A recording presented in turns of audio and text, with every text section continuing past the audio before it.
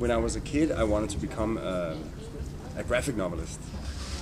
When I enrolled at the Royal Danish Art Academy, it was actually originally just to use the drawing education you get for the first 2 years you got back then to improve my ability to design, to draw buildings, so I could eventually become a graphic novelist. But then gradually I became interested in architecture, and then finally when we sort of got the idea that we wanted to try to not just present the final results of our building, like to look at the architectural objects, but rather to sort of tell the stories behind the scenes, actually explain what are the different demands and concerns and conflicts and contradictions that actually turn our cities and buildings into what they are. We thought of a way of actually telling stories with architecture, and we tried different ways of doing it, but in the end we realized that we didn't have to invent a new format, because it actually already existed in the form of comic book. You can say architects don't do architecture for themselves or for each other. We do it for, the city, the people, the public. And therefore it's quite important that we find ways of actually engaging with people in general. So rather than the public debate about architecture being a question of beautiful, ugly, looks weird, looks normal, that it becomes a question of actually asking ourselves,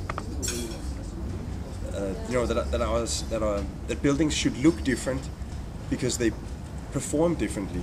We should ask ourselves, what do we want our buildings to do for us?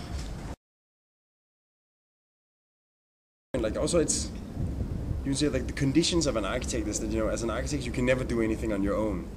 We're just completing a building in Copenhagen called the 8 House, and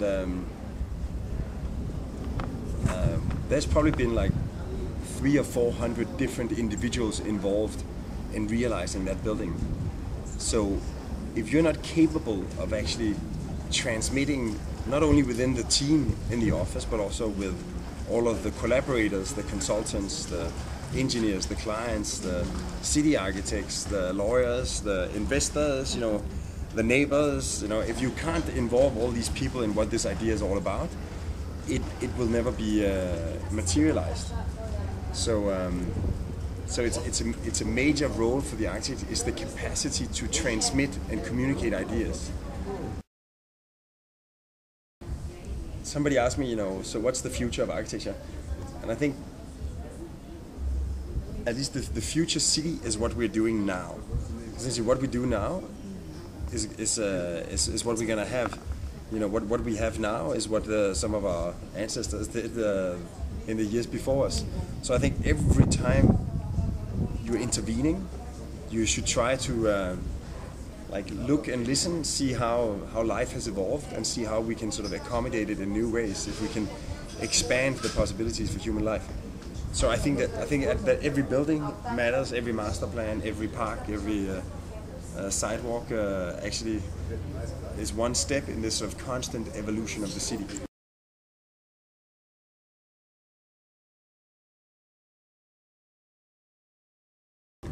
Architects quite often, even though we are the experts on the city, it's what we do for a living, is to design buildings and cities.